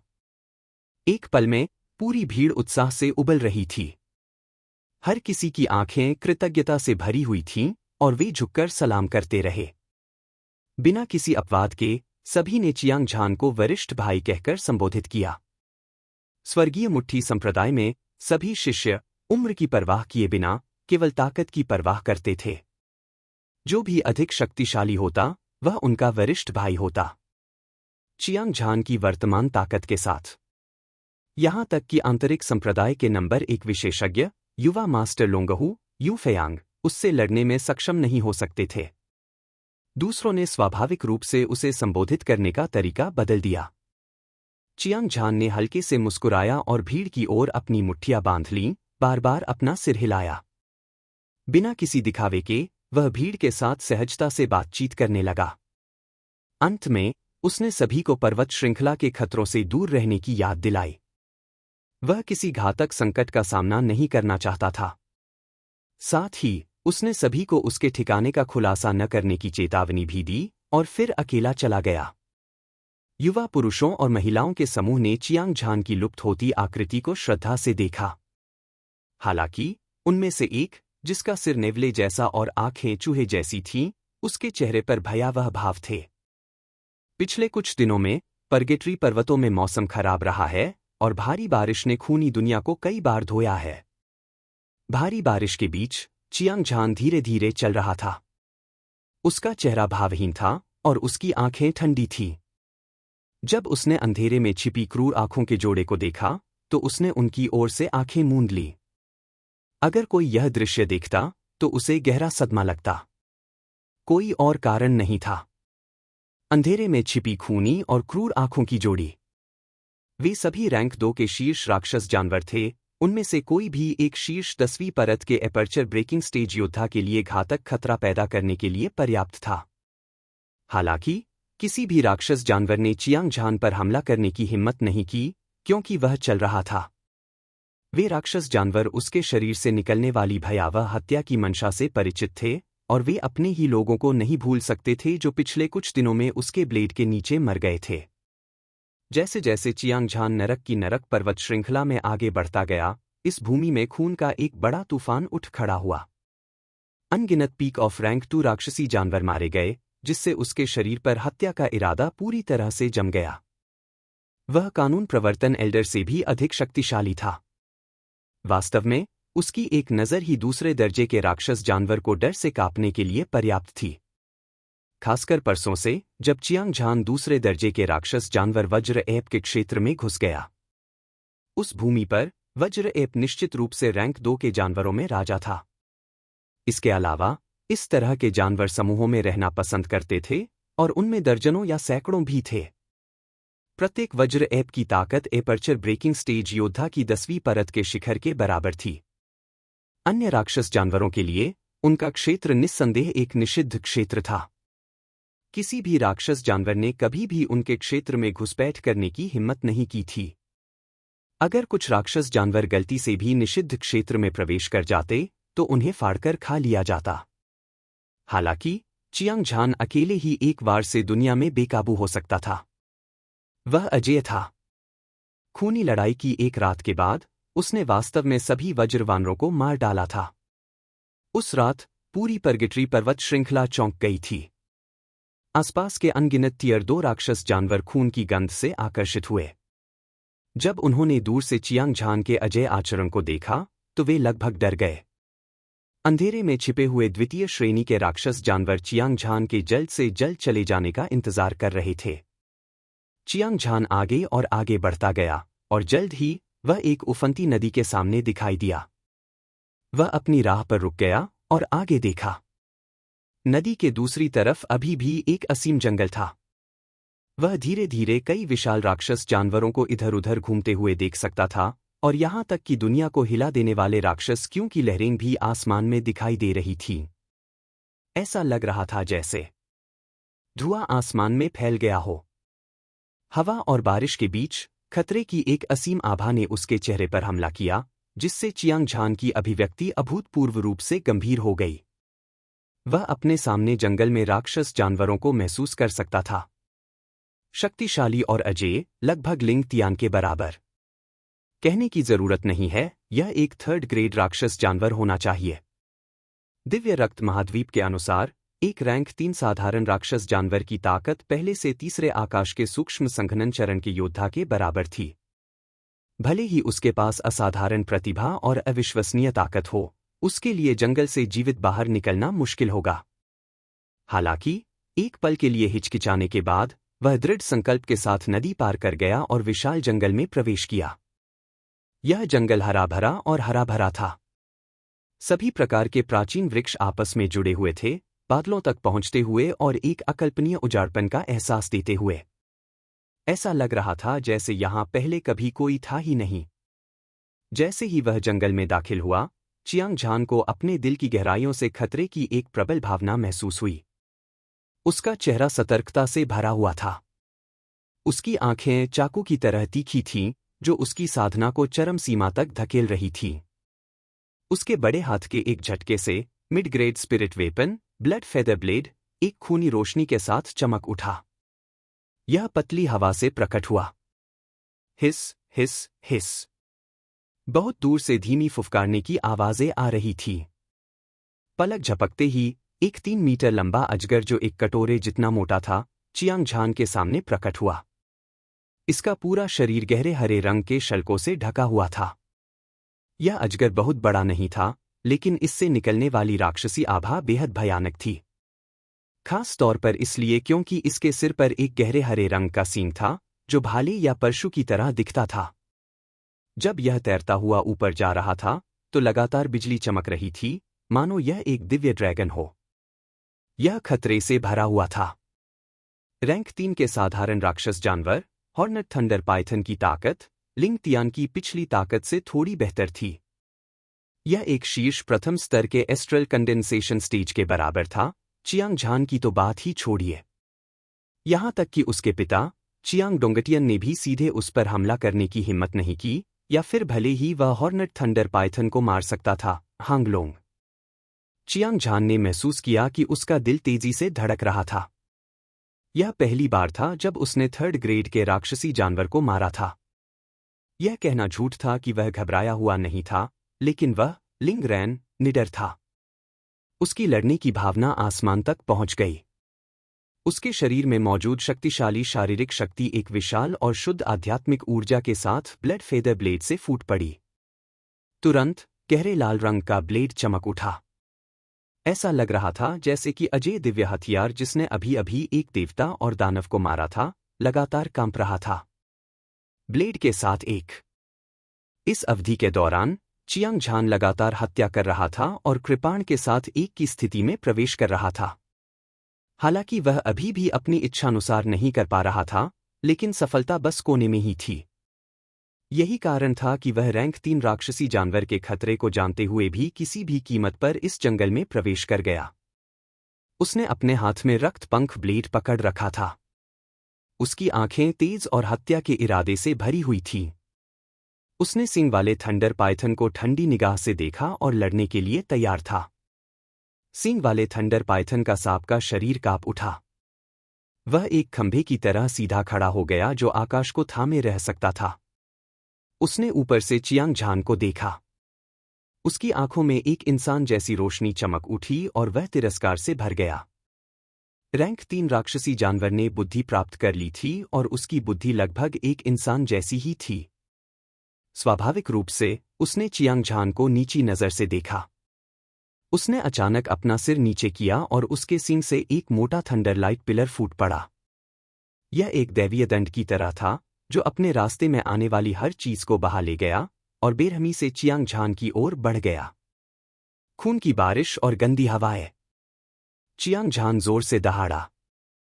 उसने अपना ब्लेड घुमाया और कहीं से एक खूनी लाल ब्लेड लाइट प्रकट हुई। यह एक ठोस हत्या के इरादे से भरा हुआ था और यह स्वर्ग और पृथ्वी को छेदता हुआ इस तरह से गुजरा जैसे कि यह सूखी घास को कुचल रहा हो। यह सीधे थंडरलाइट पिलर की ओर गया जो उसकी ओर उड़ रहा था। इस समय वह कृपाण के साथ एक की स्थिति का उपयोग कर रहा था। भौतिक हत्या के इरादे की वृद्धि के साथ उसने वास्तव में yellow rank top level combat skill, bloody blade तकनीक की अजय शक्ति को उजागर किया था। यह लालची वुल्फ कृपाण द्वारा छोड़े गए से कहीं अधिक शक्तिशाली और भयंकर था। यह बस अजय और अजय था। यहां तक कि लिंग पिया ओक्सू का थंडर क्लैप 9th हेवन भी इसकी तुलना नहीं कर सकता था। धमाका! आसमान को हिला देने वाला विस्फोट हुआ। बीजोर कृपाण प्रकाश और थंडर लाइट पिलर आपस में टकरा गए। कृपाण प्रकाश बिखर गया और थंडर लाइट पिलर ढह गया। ऊर्जा की लहरें ज्वालामुखी के विस्फोट की तरह थीं, जिससे आसपास का वातावरण पूरी तरह अस्तव्यस्त हो गया। पूरा आकाश ऊर्जा की एक विशाल मात्रा से आच्छादित था। मौसम बदल गया और तारे बदल गए। इस क्षेत्र में स्वर्ग और पृथ्वी हिंसक रूप से कांप रहे थे, मानो वे किसी भी क्षण नष्ट हो जाएंगे। वाह! चियांग झान को रक्त पंख ब्लेड के माध्यम से एक अविनाशी बिजली की ऊर्जा का संचार होता हुआ महसूस हो रहा था। यह उसके शरीर की सुरक्षा को तोड़कर उसके शरीर में घुस गई, जिससे हर जगह तबाही मच गई। उसके आंतरिक अंग चकनाचूर हो गए थे। उसका शरीर दर्द और कमजोरी महसूस कर रहा था और उसका खून उबल रहा था। उसने मौके पर ही एक मुंह भर खून थूक दिया। वार पलटवार के दौरान उसने खून उगल दिया और घायल हो गया। वह चुपके से चौंकने से खुद को नहीं रोक सका। अपनी मौजूदा ताकत के साथ वह कृपाण के साथ एक की स्थिति में प्रवेश कर चुका था। खूनी ब्लेड तकनीक का उपयोग करते हुए भौतिक हत्या के इरादे की वृद्धि के तहत एक पल में रैंक 2 के राक्षस जानवर को मारना धूल उड़ाने जितना आसान था। शुरू में उसने सोचा कि वह सींग वाले थंडर पाइथन से लड़ सकता है, लेकिन उसे मौके पर हारने की उम्मीद नहीं थी। सींग वाला थंडर पाइथन वास्तव में रैंक 3 राक्षस जानवर होने के योग्य था और यह अपनी प्रतिष्ठा पर खरा उतरा। हिस हिस हिस। सींग वाला थंडर पाइथन दहाड़ता रहा। उसकी आंखों में तिरस्कार गायब हो गया था, उसकी जगह आश्चर्य ने ले ली थी। जाहिर है वह चियांग झान की शक्तिशाली ताकत से भी चौंक गया था। हालांकि बस एक पल में उसकी आंखें क्रूर और खूनी हो गईं। उसके चेहरे पर एक हल्का उत्साह था, मानो चियांग झान की ताकत ने उसकी लड़ाई की भावना को प्रज्वलित कर दिया हो।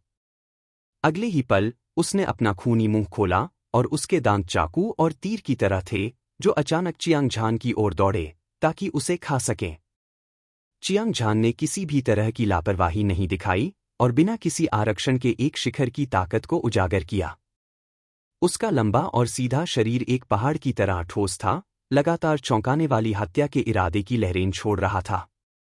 ऐसा लग रहा था जैसे एक तूफानी समुद्र से लुढ़ककर 9 स्वर्गों की ओर बढ़ रहा था। खून और गंदी हवाओं की बारिश। उसने अपनी कृपाण से वार किया और एक खूनी लाल कृपाण की रोशनी आसमान में चली गई। यह आकाश को भेदती हुई और एक अद्वितीय ऊर्जा जो पहाड़ों को गिरा सकती थी और समुद्र को उलट सकती थी, उसने स्वर्ग और पृथ्वी को डुबो दिया।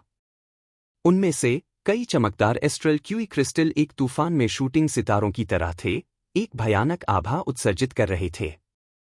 कृपाण की चमक के साथ ही यह सींग वाले थंडर पाइथन के शरीर पर जा लगी। गड़गड़ाहट गड़गड़ाहट गड़गड़ाहट। सींग वाले थंडर पाइथन के उड़ते ही एक दिल दहलाने वाला धमाका हुआ। उसके शरीर पर गहरे हरे रंग के स्केल्स हर दिशा में फैल गए, जैसे कोई तेज ब्लेड हवा में चीर रहा हो। यह आसपास के पेड़ों को चीरता हुआ निकल गया, जिससे भारी बारिश के साथ खून बहने लगा। जमीन गहरे लाल रंग की थी, खून के समुद्र की तरह मोहक और अजीब। चियांग झान ने एक दर्जन कदम पीछे हटे और उसके मुंह से बेकाबू होकर खून बहने लगा। उसने अपने लगभग सभी तुरुप के पत्ते इस्तेमाल कर लिए थे, सिवाय इस तथ्य के कि उसे अभी भी युद्ध मोड में प्रवेश करना था। हालांकि उसने सींग वाले थंडर पाइथन को हरा दिया था, लेकिन उसे एक गंभीर चोट भी लगी थी। उसके शरीर की सारी ऊर्जा सूख गई थी और उसने अपनी सारी युद्ध शक्ति लगभग खो दी थी। ऐसी परिस्थितियों में उसने बिल्कुल भी संकोच नहीं किया। वह मुड़ा और जंगल से बाहर भाग गया। उसने सींग वाले थंडर पाइथन को वापस लेने से पहले आराम करने के लिए एक जगह खोजने की योजना बनाई। दहाड़ दहाड़ दहाड़। उसी समय पूरी पार्गेट्री पर्वत श्रृंखला उबल पड़ी। दुनिया को हिला देने वाले जानवरों की दहाड़ की लहरें लगातार शून्य में गूंजती हुई गड़गड़ाहट की तरह थीं। अनगिनत राक्षसी जानवर घबरा गए और हर जगह भाग गए। पूरा स्वर्ग और पृथ्वी खून की मोटी बदबू से भर गया था और भारी बारिश भी इसे छुपाने में असमर्थ थी। यह सब इसलिए हुआ क्योंकि चियांग झान के ठिकाने का खुलासा हो गया था, जिससे खबर सुनने के बाद लिंग तियान यहां आया था। एक सूक्ष्म संघनन चरण विशेषज्ञ के रूप में वह जहां भी जाता, एक शक्तिशाली आभा उत्सर्जित होती, जिससे स्वाभाविक रूप से सभी जानवर डर से कांप उठते। इसके अलावा दिव्य चाकू संप्रदाय और विशाल तलवार संप्रदाय को भी खबर मिली थी और उन्होंने अपने सच्चे शिष्यों को चियांग झान का शिकार करने के लिए भेजा था। कहावत है कि दुनिया में ऐसी कोई दीवार नहीं है जो हवा को रोक सके। लिंग तियान, दिव्य चाकू संप्रदाय और विशाल तलवार संप्रदाय द्वारा चियांग झान का पीछा करने की खबर जंगल में आग की तरह फैल गई थी। तुरंत ही पूरे समृद्ध बल साम्राज्य में हड़कंप मच गया। अनगिनत योद्धा तमाशा देख रहे थे। वे सभी दिशाओं से नरक की पर्वत श्रृंखला की ओर एकत्रित हुए। हजारों योद्धा एक विशाल सेना की तरह भव्य तरीके से पर्वत श्रृंखला में प्रवेश कर गए। दृश्य अतुलनीय रूप से शानदार था। वे जहां भी जाते, खून का तूफान उठ जाता। लगभग सभी राक्षसी जानवर एक ही झटके में मारे गए। कोई कल्पना कर सकता है कि परगेटरी पर्वत श्रृंखला में खून की गंध कितनी तेज थी। मुझे आश्चर्य है कि श्री झान कैसे हैं। मुझे आशा है कि वे भाग्यशाली हैं कि वे दिव्य चाकू संप्रदाय या विशाल तलवार संप्रदाय के विशेषज्ञों से नहीं मिले। अन्यथा मुझे डर है कि वे जीवित नहीं रह पाएंगे।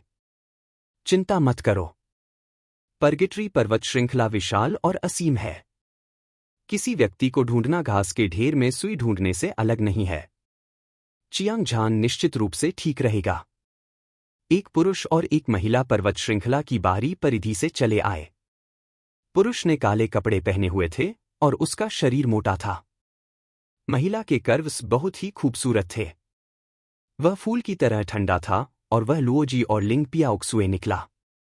उन्होंने लिंग तियान और दिव्य चाकू संप्रदाय के बारे में सुना था।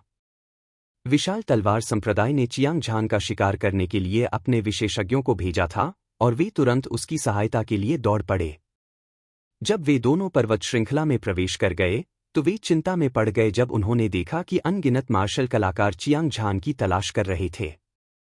उसी समय उन्होंने अपनी गति बढ़ा दी और जल्द से जल्द चियांग झान को खोजने की उम्मीद में पहाड़ में और गहराई तक चले गए। फिर उफनती लंबी नदी के किनारे चियांग झान को पता नहीं था कि बाहर क्या हो रहा था। उसने एक मध्यम श्रेणी की आत्मा की गोली निगल ली और अपनी चोटों को ठीक करने के लिए अपनी पूरी ताकत से औषधीय शक्ति को परिष्कृत कर रहा था। जैसे जैसे औषधीय प्रभाव हुआ, उसका चेहरा धीरे धीरे गुलाबी होता गया। उसके शरीर में उबलता हुआ खून और क्यूई सामान्य हो गया। उसकी ताकत बहुत तेज गति से ठीक हो रही थी। एक दिन बाद न केवल उसकी चोटें पूरी तरह से ठीक हो गई थीं, बल्कि उसकी साधना का आधार एक बार फिर से टूट गया था और वह एपर्चर ब्रेकिंग स्टेज की 5वीं परत तक पहुंच गया था। एक पल में वह अपने शरीर में 180 एक्यू पॉइंट को जोरदार और शुद्ध आध्यात्मिक ऊर्जा से भरता हुआ महसूस कर सकता था। यह एक विशाल महासागर की तरह था और बढ़ती आध्यात्मिक ऊर्जा में एक भयानक शक्ति थी। वह उत्साहित महसूस करने से खुद को रोक नहीं सका।